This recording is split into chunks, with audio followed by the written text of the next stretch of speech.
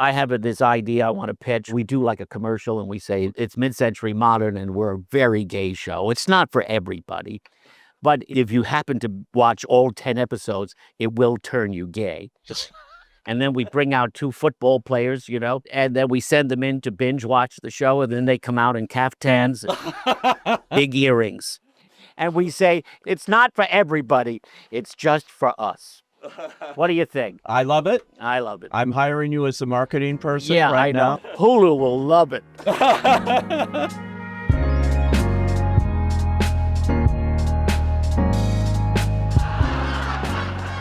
What are you starting with me? I'm just saying this is the first time we're going to be together since Ethan left her, so don't pick at the little things. Guarantee you she shows up without a bra. Like that, for example. That's not a little thing, Bunny. It's a big deal. Bras are the family business, so she shows up braless? You think the Manischewitz kids drink Frescas? Mother, please don't criticize her. Don't talk about what she's wearing, her hair, and whatever you do, please don't ask her what's next. She doesn't know. I hope this wasn't important. It made a noise when I drove over it. No problem. I can get another kidney off Amazon. Hi, Bun. Hi, man. Welcome to the actor's side, and finally, I've always wanted to have him on the actor's side, and what an actor. This is his 50th year in show business, which is hard to believe. A half century, laughs, great dramatic performances too, everything you can imagine on stage, screen, and television. Currently as Bunny Schneiderman in Mid-Century Modern on Hulu. Of course, he played Teddy on his Emmy-winning role in Only Murders in the Building, in Monsters, the Lyle and Eric Menendez story. The Gilded Age, he's got a role in that, a recurring role. This is Nathan Lane. Do you not leave anything for the other actors in this business? I think there's plenty to go around. It seems like everyone's got 2 or 3 series going. Yeah, that's true. But no, look, I'm very, very grateful and thrilled to be still viable in the marketplace, as they say. Viable, I will say. You have won 3 Tonys, 7 Drama Desk Awards, an Olivier Award, a Primetime Emmy, 2 Daytime Emmys, over 25 Broadway credits, and you won Best Actor 1974 at St. Peter's Preparatory School. There wasn't a lot of competition there. Really? Yeah. Was that your first taste of show business that started this 50-year run? Like everybody, who's interested in acting or performing in some way, it starts in school. Usually there's school plays, and I was a part of that. There was a sort of the drama society and putting on a couple of plays a year. And even as a little tyke, I would do impressions, or I had a bad lounge act. Really? When I was 5. And at family gatherings I would perform, and so wow. It was, I guess it was always there. So you were born to play this. I guess so. In fact, there was an interesting quote about you that said he makes every role seem like he was born to play. And, and that's it. It doesn't matter if it's Bunny in the current show, Mid-Century, or if it's Dominic Dunn, or if it's Roy Cohn, or it's, you jump in, Max Bialystock. All of it looks like it was written for you. Well, I'm also lucky that this is all great material we're talking about. So, it's that, and that's really the beginning and end of it. It's if you have the material, you can make something out of that and hopefully create something different each time. And this year it's really, I owe a huge debt to Ryan Murphy, who gave me these 2 wonderful roles in television, a very serious part in Dominic Dunn, Right, and then this great comedy role in Bunny Schneiderman, and I hadn't done a situation comedy in front of a live audience in over 20 years. So it was a shock to the system. It's a whirlwind process, and it all builds to. I mean, you're working over it's 5 days, and then you're doing it in front of 300 people every week. So, and that's kind of the exciting, nerve-wracking part, is getting to do it for an audience and seeing what works and what doesn't. It's the multicam of it all, which is what Norman Lear's shows were built on. Yeah. Mary Tyler MTM, all of those. And then it sort of went out of style. Well, yeah, and the single camera comedies became very popular, and yet, yes, it's like the butter churn. Like, you're still using that? You've got to, this form goes back to, the day Desi Arnaz said, I think I want 3 cameras filming in front of a live audience because that's how Lucy works best. And when you have the right material and the right company of actors, it can be a blast. It's so much fun, but it's more of a high wire act than doing obviously than a single camera show. Yeah, and wasn't Desi Arnaz a genius for figuring that out? He invented it, and it was and filming it. And filming it, we're still watching I Love Lucy today. Absolutely. And only because of that. He knew that she thrived in front of a live audience. Yeah. And when they made the pilot for I Love Lucy, they had toured for like several months doing an act together that would be a part of the pilot, so that they honed it and they knew how to get every single laugh. And that was groundbreaking. He was a very, very brilliant guy. 25 Broadway roles. I think you thrive in front of a live audience. So this makes perfect sense, Nathan. Yeah, one would think. But I've done it a couple of times in the past. Well, very early in your career. Yeah. You worked with Mickey Rooney. Sure. Television and comedy. And lived to tell the tale. One of the boys, and you were one of the boys. Yes. What was that like? That was his show. I know. You were supporting. That wasn't my fault. So I won't take the rap for that. It was, I was very young. It was writer-creators were Saul Turteltaub and Bernie Orenstein. Oh my God. And they had worked with Jack Albertson on Chico and the Man, and they created that show for him, and then he died. And then somebody suggested Mickey Rooney, and he was having a renaissance because he was doing Sugar Babies on Broadway. Oh. He had done the Black Stallion. So he decided in his spare time during the day, he would do this situation comedy in New York at 30 Rock. And Dana Carvey he played his grandson. It was about a young university student who takes his grandfather out of a nursing home and brings him to live with him in his off-campus apartment, along when I played his roommate, his cranky roommate. You knew instantly it was not going to work. It's a fascinating thing to have worked with Mickey, and he was a tremendous talent. I think he bore the scars of having gone through the MGM studio system, and he'd had a lot of ups and downs. But, when you could get him, when you could calm him down, he was brilliant at his craft. Oh, believe me, I have had the pleasure of interviewing him when he was alive, obviously. It was getting him to stay on point and not drifting off onto other things, memories and things. Oh, sure. But what an extraordinary talent. He had the longest running career in show business, I think, of anybody. But you're going for that record, I think. Am I? I don't think you're the kind of actor that ever wants to give it up. I think this is what makes you run, right? Yeah, sure. I'm a bit of a workaholic, but I also love what I do. I love, and especially whether it's something like Monsters, where it was really a chance. Again, thanks to Ryan, who gave me one particular episode that got into Dominic Dunn's backstory. And did you know Dominic Dunn? I did not. I once received a note from him after I was doing a play on Broadway, and he sent me a note thanking me. But no, we never met. But I talked to a lot of people who knew him well, and I also spoke with his son Griffin, a wonderful actor who wrote this beautiful memoir, The Friday Afternoon Club, and he was extremely helpful, and he was. He was a great raconteur and charming. And, his story was his whole life changed after his daughter was murdered. And they went through this horrendous trial, which was just a travesty of justice. And that changed him personally and professionally, because he wrote the very first piece for Vanity Fair, which led to a whole new career for him. Yeah, I know. I mean, he was suddenly, not the Dominic Dunn we knew. She was a wonderful actress in person herself.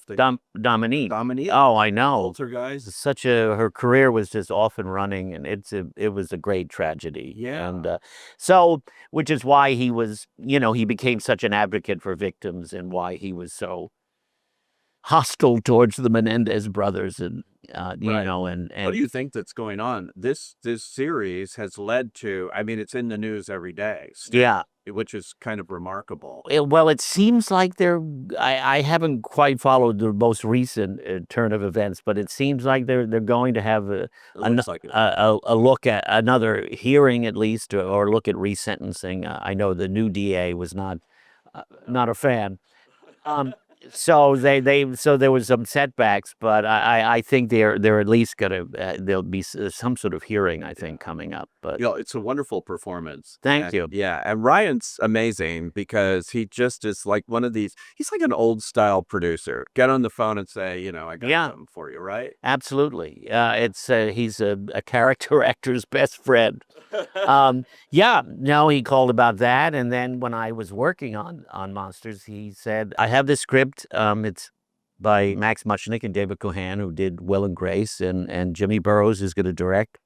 And he said, "I think it's really funny. I've never done one of these before, but I'd like to do this one." And so it was an easy yes, and it was just such a funny script. It's hilarious. I almost binged it because you don't see many comedies like that on television now that are laugh out loud funny, but also human. Yeah, It can turn on a dime. I mean, we'll talk about Linda Lavin. She died during production. yeah. You did an episode. She played your mother. Did an episode 9 that was a masterful example of doing a show that's a tribute to someone who has passed away on the thing, but also is funny. You Yeah. rolled the humor into it. The Yeah. scene where you're going under the sink looking for stuff, a physical Yeah. humor, trying to write her obituary. Yeah. She- Well, that's a real tribute to Max and David, and the writers' room is a great writers' room. Obviously, we were all in shock. Yeah. And it You was, didn't see that coming, right? I had spoken with her the day after Christmas, and she said, "I'm calling Max, David, and you to let you know that I've been diagnosed with lung cancer. I'm going to start radiation next week, and they feel I can work through these last 3 episodes, and I'm optimistic." And I said to her, "Look, it's just a TV show. The most important thing is your health, and we can do whatever you want to do, as little or as much as you want to do. But the main thing is to take care of yourself, and we'll be there for you." And so, look, the great thing about that was I got to have that phone call with her and tell her how much I loved her, and what this had all meant to me, and because it was very special. We had known each other just sort of a little bit through the years from the New York theater, and we had always said we hoped we would get to work together. So that made this a very special experience. And there was nobody like her. She was just an extraordinary actress and could do anything. And you would never think she was 87 years old. No. She looked fantastic. And so it was a joyous experience. And then there was that shock of losing her. And then they took a week. Ryan had said to Max and David, "Don't wait until the end to do this. Do it now. Take a week and write the episode that deals with this." And they did. And they all rose to the occasion. So I thought they very deftly were able to. It was also Jimmy Burrows who said, start off with comedy, and then it happened. Like in life, this Right. thing happens that no one is expecting. I thought they did a beautiful job, and Matt Bomer and Nathan Lee Graham. I can't say enough good things about them. They're impeccable actors. Oh, the three of you are great. I love when you break out into a musical number. Yeah, I know. I know. I do it so often at home. It's based on real life. It's based on my real life. Yeah. No, it's fun. They're just the best to work with, and so that episode, boy, we thought about, should we tell the audience beforehand what's going to happen, and I said no, they shouldn't know. Oh. Don't discuss it at all. Let them feel like it's just going to be another episode of this comedy, and boy, you could hear a pin drop when we got into that stuff. Of course, they've endlessly tried to tie this to the Golden Girls. It really isn't the Golden Girls. I mean, obviously living together and all of that. Yeah, that is for sure.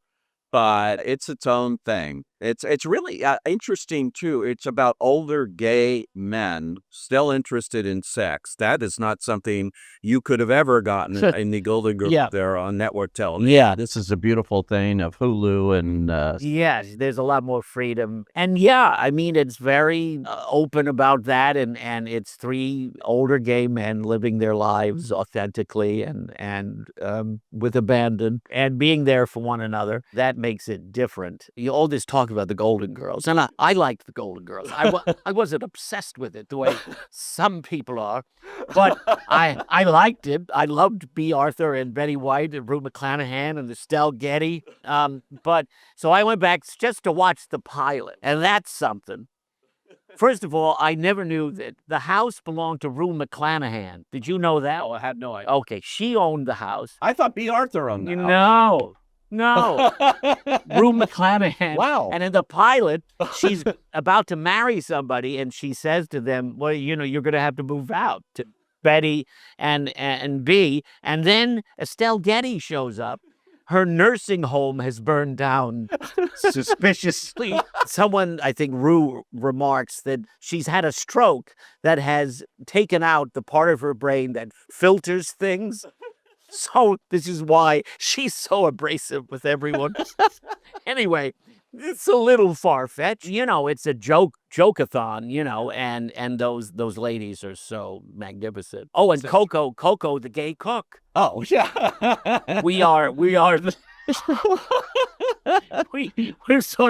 we pick up where Coco left off. He was only in the pilot. It's so much fun, and you keep mentioning Jimmy Burrows, who sat in this chair with me, and I'm just such a fan of him. He's amazing. He comes from that family, Abe Burrows, Broadway legend, Guys and Dolls, which we have that connection. Yeah, which you got your name from, right, Nathan? Yes. You plucked it off of Nathan Detroit? Well, it's I've told this story before, but yes, there was my real name is Joe Lane. There was a Joseph Lane in Actors Equity when I joined, and so they told me you have to change your name, and they said you could change your first name or your last name, but you can't be Joe Lane anymore.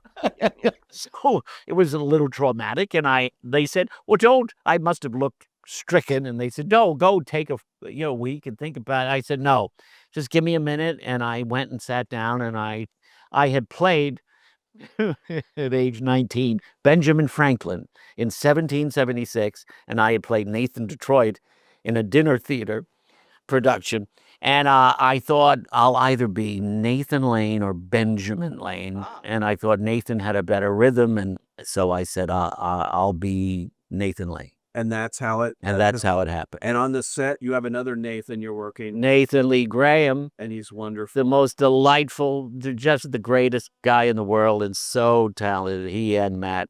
Oh, and Matt Bomer. Yeah. When I say three old guys, Matt's not really. No, originally, I mean, it was meant, the gay Golden Girls was mentioned, and then suddenly they said Matt Bomer, and I was like, well, what am I, his grandfather then?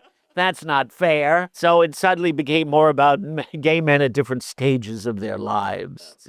So yeah, it's not just about being gay, but it is about getting older and what happens to you when that, in the world, and how you sort of become invisible. and it's about chosen family. How important that is, and especially with our show. Once we lost Linda, it was something we never wanted, but it suddenly took a turn that, wow, this chosen family is more important than ever to him because he's lost the most important relationship in his life. So, no, I'm very happy to be doing something like this. And I hope this gets renewed. Are we yeah, renewed? Or? well, all signs are very positive. It debuted at #1, on Hulu, and we're certified fresh on Rotten Tomatoes. So everyone seems very excited by what's happened with the show, and so we should find out in the next month. Oh, good, good. Yeah. And I want to mention Only Murders in the Building. Yes. Wonderful character. You finally won that Primetime Emmy after setting records. Yeah. In the guest star category of the Emmys. I think that was your 7th nomination. Yeah. And it was a wonderful episode. ASL. Yes, sign language. Learn sign language. For those scenes, yeah, it was like when they asked me to do it, I said sure, I would love. I knew Marty and Steve, and then it's a much more serious role in the midst of this comedy. He's sort of a dark character, but yeah, it was a joy to do, and I did the first episode of the 5th season. Oh yeah, I'm supposed to come back like in 9 and 10. I get out of jail. I've been in jail. and that's Hulu too. That's Hulu, right? Apparently. You actually broke your own record, got nominated again, and now you're eight time. Yeah. Yes, No, it's We're gonna lovely. move you up this year. Yeah. Oh yeah. Yeah, I know. I'm king of the guest stars. Well, no, I mean, it's great to be in all of that. Before we go, I want To ask you about we're talking about being under attack and everything, and gays. Roy Cohn, you played obviously, and won a Tony Award on Broadway. Yeah. In the revival of Angels in America. Roy Cohn is responsible. for everything that's going Yeah. on today. Yeah, I know. It's unbelievable. He's smiling in hell right now. Yeah. Yeah. Yes, he was, Trump's mentor, and many of these tactics were taught to him by Roy Cohn. He also sort of gave him entree to New York society, and yeah, he was a bad guy. Is it hard to play somebody like that and still give them humanity? Well, no, I think no, those people, don't think of themselves as villains. Right. They think they're in the right. Yeah. They're the hero in their story. And he was, as vile as he could be, he had a certain charm and a seductive charm that and people that I certainly talked to people who were friendly with him. They didn't like to admit it, but they were. If you were friends with him, he was very loyal. The real Roy is very different than the Tony Kushner version of Roy, which is incredibly smartly written and witty, and it's one of the greatest parts ever created for the theater. Going back to Broadway? Not next season, but the following, I will be. You will be. I'll be making a return, but not till it's not Do we know for about what a you're year and a half. returning in? I can't talk about it. Okay. But it's something I wanted to do for a very long time, and with Joe Mantello, director that I've worked with a lot in the past. So Can't wait for that. And in the meantime, Mid-Century Modern on Hulu, Only Murders in the Building on Hulu, Monsters, the Lyle and Eric Menendez story on Netflix, The Gilded Age on Peacock. This is Nathan Lane. Thanks for joining us on the Actors Side. thank you so much, Pete. Appreciate it.